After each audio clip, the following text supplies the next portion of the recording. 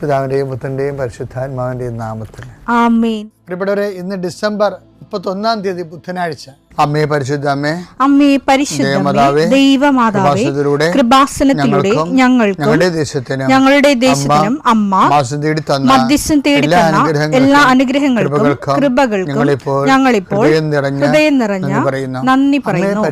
അമ്മേ പരിശുദ്ധമേ, ദൈവമാതാവേ, 2004 ഡിസംബർ 7 ഉച്ചകഴിഞ്ഞ് 2:30 കൃപാസനത്തിൽ സംഭവിച്ച അമ്മയുടെ പ്രത്യക്ഷപ്പെടലിനെ കുറിച്ച് തിരുസഭയ്ക്ക് സമർപ്പിച്ചിരിക്കുന്ന പഠനരേഖകളുടെ മേൽ സഭാത്മകമായ പഠനം ആരംഭിക്കുവാൻ ഞങ്ങൾ പ്രാർത്ഥിക്കുന്നു.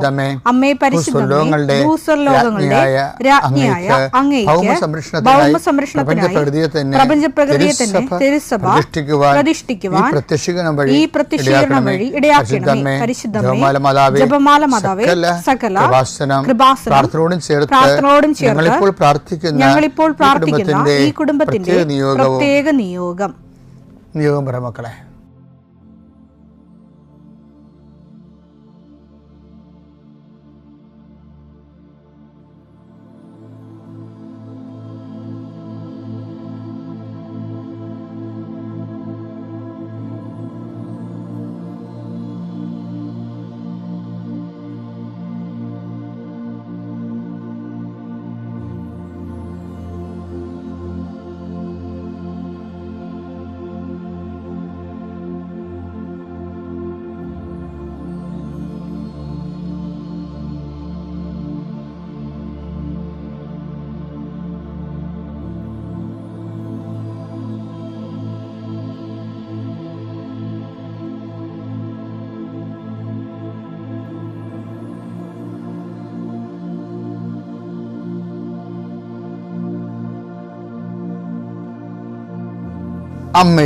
അമ്മയുടെ പ്രത്യക്ഷീകരണത്തിന്റെ ഈ അനുഗ്രഹവേളയിൽ ഞങ്ങൾക്ക് സാധിച്ചു തരുവാൻ കനിയണമേ.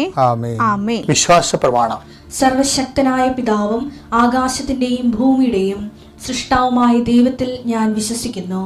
അവിടുത്തെ ഏകപുത്രനും ഞങ്ങളുടെ കർത്താവുമായ ഈശോമിശിഹായിലും ഞാൻ വിശ്വസിക്കുന്നു.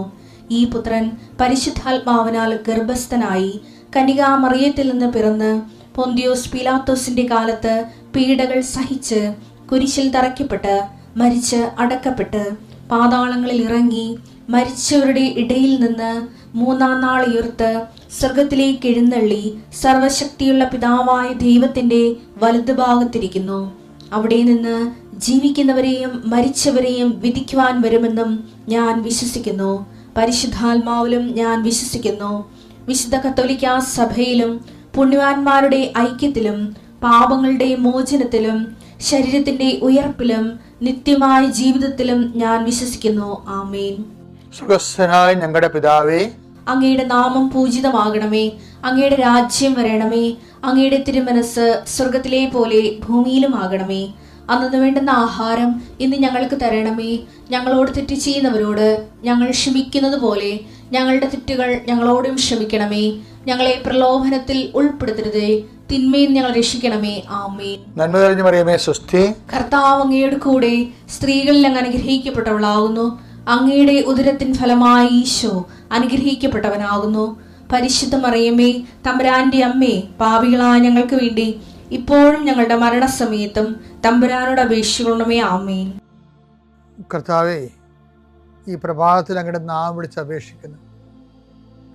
അങ്ങയുടെ നാമം വിളിച്ച് അപേക്ഷിക്കുന്ന ഒരു മകൻ പോലും ഒരു മകൾ പോലും കർത്താവ് ലജ്ജിക്കാൻ ഇടയാക്കില്ല എന്ന് പ്രാർത്ഥിക്കുന്നു. കർത്താവേ, നിന്റെ തിരിച്ചുവരെ ഓർത്തുകൊണ്ട് പ്രാർത്ഥിക്കുന്നു. നിന്റെ തിരുവിലാല മുറിവിനെ ഞങ്ങൾ ഈ പ്രഭാതത്തിൽ കുമ്പിട്ട് ആരാധിച്ചുകൊണ്ട് പ്രാർത്ഥിക്കുന്നു.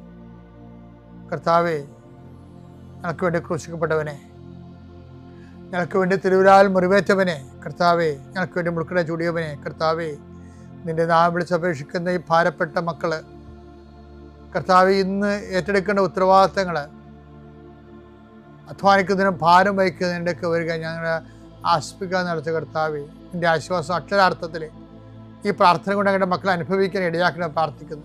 ഏത് കാര്യത്തിന് വേണ്ടിയാണോ, ഏത് കാര്യത്തിന് വേണ്ടി അങ്ങനെ മക്കൾ ഇപ്പോഴും ഭാരപ്പെട്ടിരിക്കുന്നത്, ആ വിഷയത്തിന് കർത്താവ് ഇന്ന് രാത്രി 7 മണിക്കുള്ളിൽ ഒരു പരിഹാരം ഉണ്ടാകാൻ വേണ്ടി പ്രാർത്ഥിക്കുന്നു. ആ സാമ്പത്തിക വിഷയമാകാം, കോടതി കേസാകാം,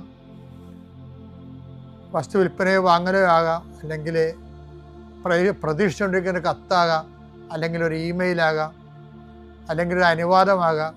എന്താണ് ഈശോ തടഞ്ഞു നിർത്തിയിരിക്കുന്നത്? ആ തടസ്സമെല്ലാം 40 വർഷം ഞാൻ അർപ്പിച്ച കൃപാനയുടെ യോഗ്യതയാണ്. കൃപാസ്ഥാനത്താറെ ജീവനോടെ പ്രത്യക്ഷപ്പെട്ട പരിശുദ്ധയുടെ മാധ്യസ്ഥത്തിൽ ഈശോ നാമത്തിൽ മാറിപ്പോകട്ടെ എന്ന് കൽപ്പിക്കുന്നു. രോഗികൾ, പീഡിതരെ, മനപ്രയാസമുള്ളവർ, കുടുംബം തകർന്നുകൊണ്ടിരിക്കുന്നവർ, മക്കളെ ഓർത്ത് വേദി കൊള്ളുന്നവർ, വീടില്ലാത്തവർ, വഴിയില്ലാത്തവർ, കർത്താവ് അവർക്കെല്ലാം കർത്താവേ നിന്റെ സാധ്യത നൽകിയ പുതിയ വഴി അവരെ കൊണ്ട് തന്നെ കണ്ടുപിടിക്കുന്നതിന് വേണ്ടി കർത്താവ് നീ അവരെ സഹായിക്കണം പ്രാർത്ഥിക്കുന്നു. പീഡിതരെ, സാമ്പത്തിക ബാധ്യത വിഷമിക്കുന്നവരെ, കേസ് അകപ്പെട്ടിരിക്കുന്നവരെ, ഭീഷണിക്ക് വന്നിരിക്കുന്നവരെ, ഓരോരുത്തരും ഡേറ്റ് പറഞ്ഞതിന് ശേഷം കർത്താവ് അത് പാലിക്കാൻ പറ്റാത്ത രീതിയിൽ വലിയ വിക്ഷോഭങ്ങളിലേക്കും പോകുന്നവർ, അതിൻ്റെ മാനസിക സമ്മർദ്ദം അനുഭവിക്കുന്നവർ, കർത്താവിൻ്റെ കരുണ അവിടെ സ്ഥാപിക്കുകയും അതിനെല്ലാം അതിജീവിക്കാനുള്ള പുതിയ മാർഗങ്ങളെ കർത്താവ് കണ്ടുപിടിക്കുകയും കർത്താവ് ധൈര്യമായിരിക്കുക ഞാൻ നിന്നോട് കൊണ്ടുവന്ന് അളിച്ച കർത്താവിൻ്റെ സാന്നിധ്യം അനുഭവിക്കാൻ ഇടയാകാൻ കൃപാസ്ഥാനത്താറെ ജീവനോടെ പ്രത്യക്ഷപ്പെട്ട പരിശുദ്ധ അമ്മയുടെ കരങ്ങളിലേക്ക് നിന്റെ കുടുംബത്തെ ഞാൻ ഏൽപ്പിച്ചുകൊണ്ട് പിതാവിൻ്റെയും പുത്രൻ്റെയും പരിശുദ്ധ നാമത്തെ നിന്നെ ആശീർവദിക്കുന്നു. ഈ ദിവസങ്ങളൊരു വലിയ വിസ്തൃതമായ ചിന്ത മനസ്സിൽ വന്ന് നിക്കിയ സുനഹദോസിൽ ആണ് നമ്മുടെ വിശ്വാസ പ്രമാണം ക്രോഡീകരിച്ചത്. വിശ്വാസ പ്രമാണത്തിൻ്റെ ക്രോഡീകരണത്തിൽ വിശുദ്ധ എസ്തപ്പാനോസിനുള്ള പങ്ക് കഴിഞ്ഞ ദിവസം ആൾത്താറ എന്നപ്പോൾ ഈശോ പറഞ്ഞാണ് ഇത് ഈ നിക്കിയ സുനഹദോസും എസ്തപ്പാനോസും തമ്മിൽ ബന്ധമുണ്ടെന്ന്. ഞാൻ തന്നെ അത്ഭുതപ്പെട്ടു. ഞാൻ കുറച്ചു നേരം വിസ്മയിച്ചിരുന്നത്.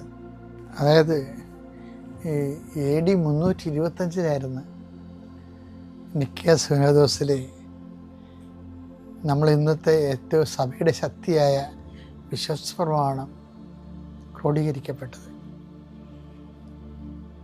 അപ്പോൾ അതിൻ്റെ വാർഷികത്തിലാണ് കഴിഞ്ഞ ദിവസം നിക്കിയയിൽ തുർക്കിയിൽ നമ്മുടെ പരിശുദ്ധ പിതാവ് പോയത്.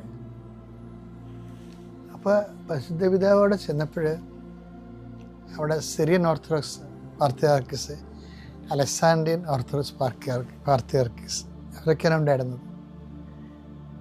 അപ്പോൾ ഇവിടെ കേരളത്തിൽ കുറേ ആവാന്ത സഭകളൊക്കെ ഉണ്ടല്ലോ. അപ്പോൾ അവരുടെ ആരെയും പ്രതിനിധി അവിടെ ഇല്ല. നിക്കിയ സുനഹദോസിൻ്റെ കാലത്ത് ഉണ്ടായിരുന്ന അലക്സാൻഡ്രിയൻ പാർത്തിയാർക്കിസ്, സിറിയൻ ഓർത്തഡോക്സ് പാർത്തിയാർക്കിസ്, അതുപോലെ തന്നെ റോമൻ പാർത്തിയാർക്കിസ് അവരെല്ലാം അവിടെ സംഘടിപ്പിച്ച് കൂടിയത്. അപ്പം അന്ന് വിശ്വാസ പ്രമാണത്തിന് എടുത്ത ഒരു വിശ്വാസത്തിൻ്റെ ഒരു സംഭവം എന്താണ്? അതായത് അവിടുന്ന് മരിച്ച് ഉയർത്തെഴുന്നേറ്റ് പിതാവിൻ്റെ വലതുഭാഗത്തിരിക്കുന്നു. അപ്പം പിതാവിൻ്റെ വലതുഭാഗത്തിരിക്കുന്ന യേശു അത് ആദിമസഭയുടെ ഏറ്റവും വലിയ വിശ്വാസങ്ങളൊന്നാണത്. കർത്താവ് ജീവിച്ചിരുന്ന കാലത്ത് പറഞ്ഞിട്ടുണ്ട്. എന്താണ്? നമ്മുടെ ഈ 26:64 മത്തായിയുടെ സുവിശേഷം മനുഷ്യപുത്രൻ ശക്തിയുടെ വലതുവശത്ത് ഉപവിഷ്ടനാകുമെന്ന്. മത്തായി 26:64. യേശു അവനോട് പറഞ്ഞു, നീ പറഞ്ഞുവല്ലോ, എന്നാൽ ഞാൻ നിന്നോട് പറയുന്നു, ഇപ്പോൾ മുതൽ മനുഷ്യപുത്രൻ ശക്തിയുടെ വലതുഭാഗത്ത് ഉപവിഷ്ടനായിരിക്കുന്നതും വാനമേഘങ്ങളിൽ വരുന്നതും നിങ്ങൾ കാണും. അപ്പൊ അത് ക്രിസ്തു വെളിപ്പെടുത്തിയ സ്വർഗീയ രഹസ്യമാണ്. അത് നിങ്ങൾ കാണുമെന്നാ പറഞ്ഞത്. പക്ഷെ ആദ്യം കണ്ടതാരാ?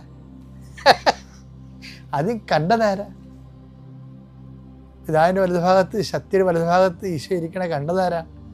സ്റ്റീഫനാ. അപ്പോസ്തല പ്രവർത്തനങ്ങൾ 7:55. എന്നാൽ അവൻ പരിശുദ്ധാത്മാവിനാൽ നിറഞ്ഞ് സ്വർഗത്തിലേക്ക് നോക്കി ദൈവത്തിന്റെ മഹത്വം ദർശിച്ചു. ദൈവത്തിന്റെ വലതുഭാഗത്ത് യേശു നിൽക്കുന്നതും കണ്ടു. അപ്പൊ നിങ്ങൾ കാണുമെന്ന ഈശോ പറഞ്ഞത്. പക്ഷെ ആദ്യം കണ്ടതാരാ? എസ്തപ്പാനോസ് ആ കാഴ്ച ആദിമസഭയുടെ കാഴ്ചയാണ്. ആദിമസഭയുടെ കാഴ്ചയാണ് നിക്കായ സുനദോസ് ക്രോഡീകരിക്കുന്നത്. അതാണ് നമ്മൾ ഇന്നും പറയണത്. അതാ നിക്കായ സുനദോസിൻ്റെ ക്രോഡീകരണത്തിൽ എസ്തഫാനോസിൻ്റെ പങ്കെന്ന് പറഞ്ഞത് നിസ്സാര പങ്കല്ല ശരിക്കും പറഞ്ഞാൽ.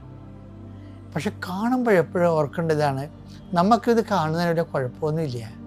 കർത്താവിൻ്റെ വചനത്തിന് വേണ്ടി സഹിക്കുന്നുവെന്ന് കർത്താവിന് മനസ്സിലായാൽ ആ സഹിക്കുന്ന സത്യസന്ധനായ വിശ്വാസി കാണേണ്ട സ്വർഗക്കാഴ്ച ദൈവം അവനെ കാണിക്കും. ഈ ഭൂമിയിൽ വെച്ച് തന്നെ സ്വർഗത്തിൻ്റെ കാഴ്ച കാണണം. അതാണ് വിശ്വാസം ഉയർത്തുന്ന വെല്ലുവിളി. ദൈവം നമ്മളെല്ലാവരും അനുഗ്രഹിക്കട്ടെ. പിതാവിൻ്റെയും പുത്രൻ്റെയും പരിശുദ്ധാത്മാവിൻ്റെ നാമത്തിൽ.